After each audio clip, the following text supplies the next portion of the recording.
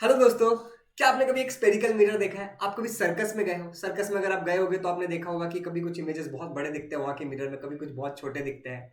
Similarly एक car का जो मिरर होता है, कार का मिरर वो थोड़ा सा बाहर की तरफ होता है, राइट?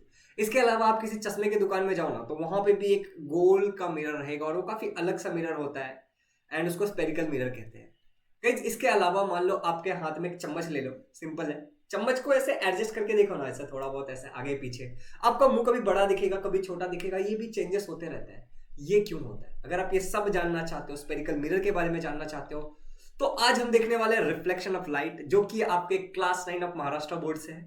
इसका हम देख रहे हैं लेक्चर नंबर 2, दैट मीन्स कि लेक्चर नंबर 1 भी था, जो कि ऊपर के आई बटन में रहेगा, जिसमें हमने प्लेन मिरर के बारे में बात की है, उसके इमेजेस के बारे में बात की है, कुछ कॉन्सेप्ट के बारे में बात की है रिफ्लेक्शन की। आज हम क्या क्या देखेंगे, ध्यान से सुनना। आज हम देखने वाले हैं स्पेरिकल मिरर के बारे में कि क्या होता है स्पेरिकल मिरर, कैसे बनता है। हम देखेंगे terms related to spherical mirror. फिर हम देखेंगे drawing reflected rays in spherical mirror, तो किस तरीके से रिफ्लेक्टेड रेज के रूल्स क्या होते हैं बेसिकली वो देखेंगे। फिर हम देखेंगे images form by concave mirror. Concave mirror में इमेजेस कैसे फॉर्म होते हैं, कुछ 6 केसेस है, बहुत इंपॉर्टेंट 6 केसेस है, बहुत अच्छे से सिखाऊंगा। फिर हम देखने वाले हैं कार्टेशियन साइन कन्वेक्शन। ठीक है, 2 चीजें रह जाती है, मुझे पता है, मैं बताऊंगा कौन सी चीजें रह गई और वो कब देखेंगे नेक्स्ट लेक्चर में, वो भी बताऊंगा लास्ट में। अभी आगे बढ़ते हैं, तो स्पेरिकल मिरर सबसे पहले देखते हैं। तो what is a spherical mirror, ये सवाल उठता है। हमारा बंटू पूछ रहा है कि sir what is a spherical mirror. तो ध्यान से देखो, एक स्पीयर ले लेते हैं, एक स्पीयर ले लो, ठीक है, ले लिया एक स्पीयर। अभी इस स्पीयर के 2 हिस्से करेंगे, इसको काटते हैं। चलो, तो इसको काट के अलग कर दिया, सेक्शन ले लिए 2 इसके। अब देखो, ये जो सेक्शन है ना, इसके साथ खेल करके, हम क्या बनाने वाले हैं, स्पेरिकल मिरर बनाएंगे, और उसके जो 2 टाइप्स है वो भी देखेंगे। तो चलो आगे देखते हैं कि कौन से 2 टाइप है और किस तरीके से अब ये स्पीयर को काटने के बाद इसका मिरर बनाया जा सकता है। तो चलिए पहले बात करते हैं स्पेरिकल मिरर में पहला वाला टाइप, जो कि कॉनकेव मिरर है। कॉनकेव मिरर है, तो हमारे पास एक टुकड़ा है स्पीयर का, ठीक है, एक टुकड़ा दिख रहा है आपको स्पीयर का। इस टुकड़े को मैं पीछे की तरफ से, ठीक है, पीछे की तरफ से मैं क्या करता हूं, कोट करता हूं, ठीक है, पॉलिश कर देता हूं, कोट करता हूं। और अंदर का जो तरफ है ना, उसको मैं रिफ्लेक्टिंग रखता हूं। क्या करता हूं मैं, उसको रिफ्लेक्टिंग रखता हूं, जिसपे रिफ्लेक्शन हो सके। तो ध्यान से सुनो, इसको एक कॉनकेव मिरर कहेंगे।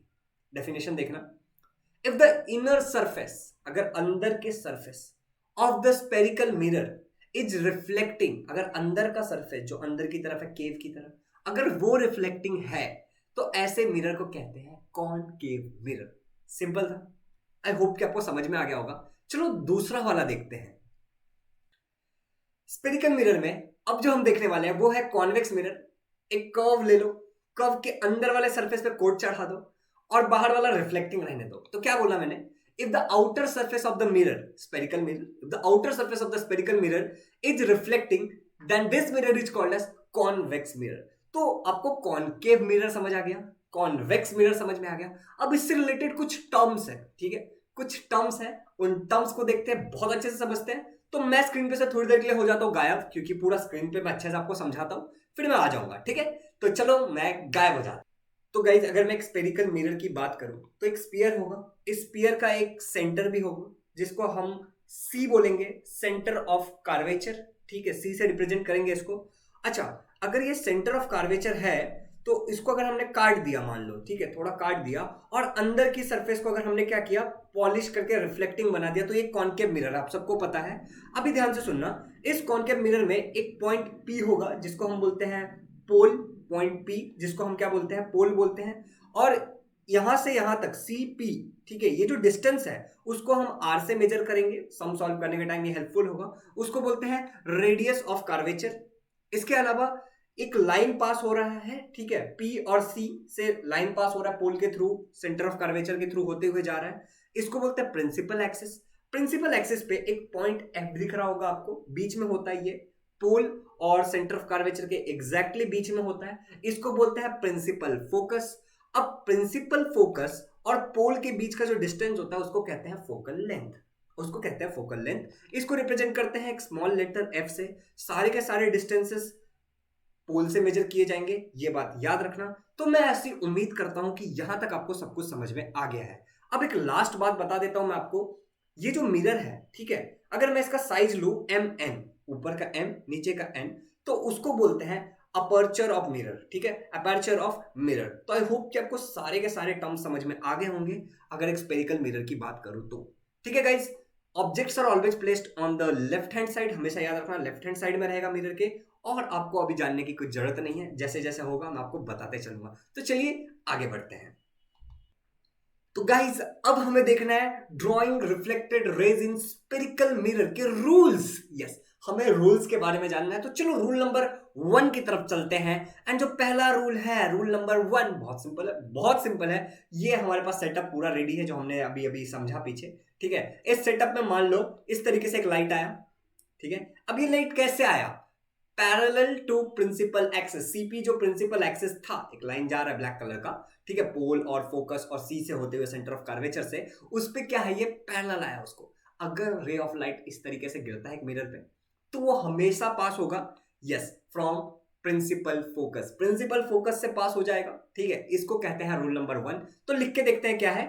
If the incident ray is parallel to the principal axis, अगर इंसिडेंट रे पैरेलल है प्रिंसिपल एक्सिस को, देन द रिफ्लेक्टेड रे, तो जो रिफ्लेक्टेड रे है जो हम लोगों ने रेड कलर से दिखाया है, passes through the principal focus. काफी सिंपल है। चलो रूल नंबर 2 की तरफ चले। ओके, रूल नंबर 2 देखो बहुत ही ज्यादा सिंपल है। इसमें क्या होता है ना कि अभी जो हमारा इंसिडेंट रे है, ठीक है, वो डायरेक्टली फोकस से पास हुआ। ठीक है, तो अब होगा क्या, जो रिफ्लेक्टेड रे होगा वो पैरेलल टू प्रिंसिपल एक्सिस चला जाएगा। सिंपल था, एकदम सिंपल था। क्या लिख के देखते हैं क्या है इसका मतलब। If the incident ray passes from the principal focus, principal focus से अगर पास हो रहा है ब्लू कलर वाला incident ray, then the reflected ray is parallel to the principal focus. तो प्रिंसिपल फोकस जो है आपका, ठीक है, प्रिंसिपल फोकस और ये जो प्रिंसिपल एक्सिस है उससे क्या होगा, इस तरीके से पैरेलल जाएगा रिफ्लेक्टेड रे। एक्चुअली वहां पे प्रिंसिपल फोकस ने प्रिंसिपल एक्सिस होगा, तो थोड़ा करेक्ट कर लेना। आई होप कि आपको समझ में आ गया होगा। अब थोड़ा सा आगे बढ़ते हैं, रूल नंबर 3 की तरफ जाते हैं। रूल नंबर 3 बहुत सिंपल है, बहुत सिंपल है। देखो क्या है रूल नंबर 3। रूल नंबर 3 कहता है कि if a ray of light passes through the centre of curvature, कहां से पास हुआ, सेंटर ऑफ कर्वेचर से पास हुआ, तो it will get reflected back from the centre of curvature, उसी तरीके से रिफ्लेक्ट हो जाएगा सी से ही। ब्लू और रेड दोनों सेम डायरेक्शन, मतलब ऐसे आया और उसी में से चला गया। तो लिख के देखते हैं, if the incident ray is passes through the center of curvature, center of curvature से passes हुआ, then it get reflected and traces the same path, तो वो रिफ्लेक्ट हो जाएगा और सेम पाथ ट्रेस करेगा, सी से वापस चला जाएगा। काफी सिंपल था, बहुत सिंपल था। अब आगे बढ़ते हैं। And images form by a concave mirror, हमें समझना है कि कॉनकेव मिरर से इमेजेस किस तरीके से फॉर्म होते हैं। अच्छा बहुत सिंपल है ये, बिल्कुल कंफ्यूज मत होना। 6 केसेस है, एक एक केस बहुत अच्छे से समझाने वाला हूं। तो चलो केस नंबर 1 की तरफ। केस नंबर 1 देखो, सेटअप रेडी है अपना। Object is at infinity, object कहां है, इंफिनिटी पे है, बहुत दूर है, बहुत दूर है, पता नहीं कहां है, इंफिनिटी पे है। ठीक है, एक कैंडल डाल देते ही हमारा ऑब्जेक्ट है इंफिनिटी पे रखा है। अब क्या होगा, सबसे पहले ऊपर से एक रे ऑफ लाइट और नीचे से एक रे ऑफ लाइट पास कर दो, इंसिडेंट रे गया। अच्छा, ये रूल नंबर 1 के हिसाब से जा रहा है, पैरेलल टू प्रिंसिपल एक्सिस, तो कहां से पास होगा, यस, फोकस के थ्रू पास हो जाएगा। इमेज कहां पे ऑब्टेन होगा, जहां पे दोनों रेड लाइन इंटरसेक्ट कर रहे हैं, तो image will be obtain at principal focus. काफी छोटू सा इमेज होगा और उल्टा होगा, दिख रहा है तो देख लो। तो किस तरीके का इमेज मिला, साइज इसका हाईली डिमिनिश्ड है, बहुत छोटा है, और नेचर कैसा है, रियल एंड इन्वर्टेड, उल्टा है। रियल कब होता है, जब आईने के इस तरफ जो रिफ्लेक्टेड रहे, अगर वो आईने के बाहर मिल रहा है तो रियल, अगर आईने के अंदर मिल रहा है, उस तरफ मिल रहा है, तो ये क्या है, वर्चुअल है। आगे आपको समझते जाएगा। चलो आगे बढ़ते हैं, नेक्स्ट केस की तरफ जाते हैं। नेक्स्ट जो केस है वो है object between infinity and centre of curvature. C हमारा सेंटर ऑफ कर्वेचर है, इंफिनिटी और सेंटर ऑफ कर्वेचर के कहीं तो बीच में होगा, तो डाल देते हैं, यहां पे है। पहले ऊपर से रे ऑफ लाइट पास करो, कर दिया।